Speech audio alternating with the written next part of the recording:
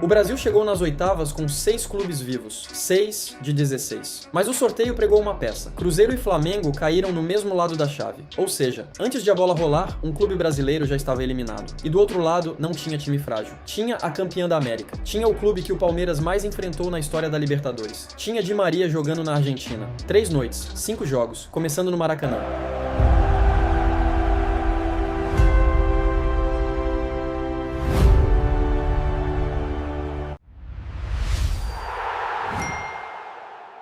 Maracanã cheio. Fluminense contra Independiente Rivadavia. Um clube de Mendoza que boa parte do torcedor brasileiro não sabia nem localizar no mapa antes do sorteio. Era para ser o jogo mais tranquilo da semana brasileira. O Fluminense teve a bola, teve o campo e teve a torcida. Não teve como entrar. O time argentino armou um bloco compacto, fechou os espaços entre as linhas e apostou em transição rápida e bola parada. E funcionou. O Fluminense empurrava a bola de um lado para o outro e quando finalizava, era de longe. E o lance que resume a noite é esse. Quem quase abriu o placar não foi o time da casa. Matias Fernandes acertou o travessão, a bola sobrou viva na área e por muito pouco o Maracanã não viu o argentino sair na frente. No começo do segundo tempo, Fábio ainda precisou salvar praticamente em cima da linha. Repara na inversão de papéis. O favorito jogando no maior estádio do Brasil, dependendo do goleiro para não perder. Zubeldia mexeu, colocou Lúcio Acosta e Cano, jogou mais gente na frente. O Fluminense passou a criar. Ganso e Savarino tiveram as melhores chances, mas parou no goleiro adversário, toda vez. E teve um momento em que o clima virou de vez. Hulk saiu no meio do segundo tempo debaixo de vaia geral. 0-0. E no apito final, o Maracanã não aplaudiu o esforço. Cantou contra. Time sem vergonha, ecoando no maior estádio do país. Agora, o problema real, que vai muito além do placar, o Fluminense vai ter que ir até Mendoza no dia 18 e vencer.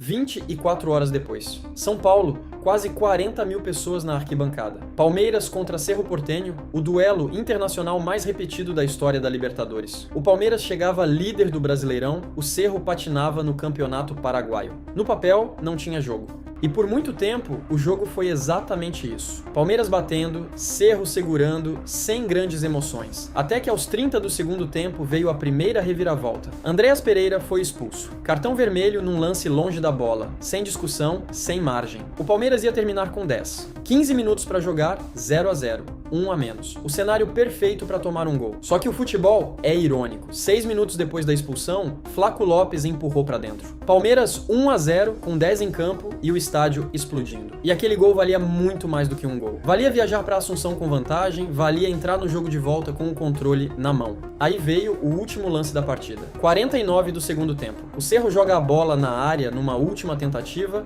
Torres cruza procurando Vegete e a bola passa por baixo do goleiro Carlos Miguel. Sem desvio decisivo. Sem mão, sem impedimento. A bola simplesmente passou. 1-1. O jogo acabou no lance seguinte. Não deu tempo nem de sair do meio de campo. E pensa no tamanho do estrago psicológico. O Palmeiras vai jogar em Assunção no dia 19, contra um time que agora tem 2 certezas na cabeça. Que dá pra tirar ponto do Palmeiras dentro da casa do Palmeiras e que esse Palmeiras pode ser furado no último minuto. Um gol no minuto 94 mudou o clima de um confronto inteiro. E isso na mesma noite em que acontecia o jogo mais cruel dessa rodada. Mesma noite Mineirão, Cruzeiro contra Flamengo. Esse é o jogo que o Brasil inteiro parou pra ver. E é o mais cruel da rodada, por um motivo simples. Aqui não existe final feliz pro futebol brasileiro. Um dos dois some do mapa da Libertadores na semana que vem. Obrigatoriamente. O primeiro tempo foi de muito equilíbrio, com os dois times se estudando. O Cruzeiro teve a chance mais clara e desperdiçou. Wesley apareceu livre nas costas da defesa rubro-negra e mandou por cima. Teve também a dividida polêmica no meio-campo, com o Flamengo pedindo punição mais dura e recebendo só um amarelo. Aí, aos 7 minutos do segundo tempo, veio o golaço da rodada. Kenny Arroyo recebe pela direita, encara o marcador na linha de fundo, dribla, corta pra dentro no pé esquerdo e acerta o ângulo. Rossi não teve chance nenhuma. 1-0. E por vários minutos depois disso, o Flamengo simplesmente não criou nada. O Cruzeiro tinha o jogo, o estádio e o placar na mão. Foi o banco que decidiu. Aos 21 do segundo tempo, falta cobrada no segundo pau, Léo Ortiz sobe e cabeceia com força. A bola sobra viva dentro da pequena área. E quem aparece para empurrar pro gol aberto é Lucas Paquetá, que tinha acabado de entrar em campo. 1-1. Um jogador que estava sentado no banco decidiu, com um dos primeiros toques na bola, o rumo de um confronto de oitavas de Libertadores. E agora vem a parte que quase ninguém comentou naquela noite. Muita gente saiu do Mineirão dizendo que o Flamengo tinha feito o resultado ideal. Empatou fora e fez gol fora. Isso não existe mais. A Conmebol eliminou o critério de gol qualificado fora de casa. Aquele empate não deu vantagem nenhuma pro Flamengo, nem pro Cruzeiro, nem pra ninguém. 90 minutos foram jogados e o confronto continua exatamente onde começou. Zerado.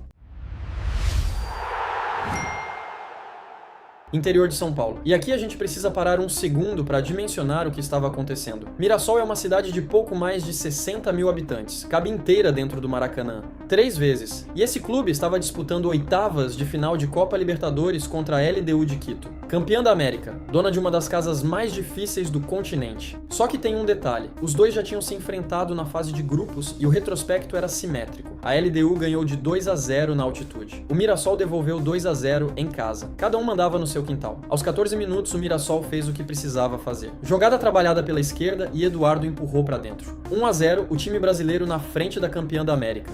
Mas quem viu o jogo sabe. O Mirassol teve mais sorte do que domínio. A LDU tinha a bola, chegava, pressionava e acertou o travessão 2 vezes com o goleiro já batido. Aquele 1-0 no intervalo era um placar generoso, e todo mundo dentro do estádio sabia disso. No segundo tempo, o Mirassol melhorou, se organizou, criou chances de ampliar. Por uns bons minutos parecia que ia dar certo. E aí aconteceu uma coisa que parece pequena, mas não é. A parada técnica para hidratação. Depois dela, o Mirassol nunca mais voltou no mesmo ritmo. Caiu de intensidade, começou a errar passes simples, recuou as linhas sem querer recuar. Aquele recuo que não é decisão tática, é cansaço. A LDU sentiu, pressionou e Estrada aproveitou a falha da defesa para empatar, 1-1. E agora vem a parte difícil. No dia 20, o Mirassol decide a vaga a 2.850 metros de altitude, num lugar onde a bola voa diferente e o corpo não responde igual, contra um time que já bateu esse mesmo Mirassol por 2-0 exatamente ali, nesse mesmo ano.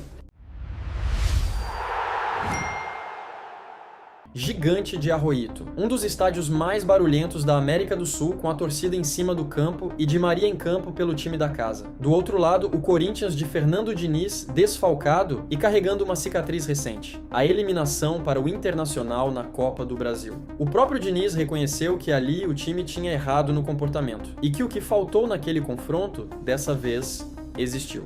E existiu mesmo. O Corinthians entrou no Gigante de Arroito sem se acovardar. Aos 42 do primeiro tempo veio o lance que quase mudou tudo.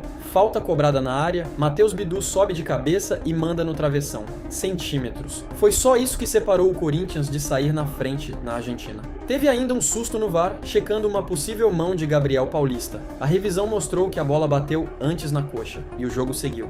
No segundo tempo, o Rosário subiu a régua. Di Maria puxando tudo pela direita, o jogo ficando cada vez mais físico. Aos 17 do segundo tempo veio a defesa da noite. Di Maria finaliza a queima-roupa de dentro da área e Hugo Souza fecha o ângulo e trava o chute. E então, aos 34 do segundo tempo, o pior cenário possível. Alan leva o segundo amarelo e é expulso. Corinthians com 10 homens na Argentina, com o estádio rugindo e uma vaga nas quartas em jogo. E aí, o time fez a coisa mais difícil que existe numa Libertadores. Se segurou. Foram 56 cortes e 17 interceptações naquele jogo. Um time inteiro virado para trás. Do outro lado da moeda, o retrato do sufoco. O Corinthians finalizou 5 vezes, o Rosário finalizou 16. 0-0. Vaga preservada, decisão levada para casa. Tem um padrão nessa rodada difícil de ignorar. Nenhum dos 4 adversários perdeu. Todos vieram organizados, disciplinados, competitivos. Talvez a leitura honesta dessa semana não seja o Brasil jogou mal. Talvez seja o resto da América do Sul aprendeu a jogar contra o dinheiro do futebol brasileiro. A semana que vem responde. Me conta aqui embaixo. Quantos brasileiros passam para as quartas? 5, 3 ou 1?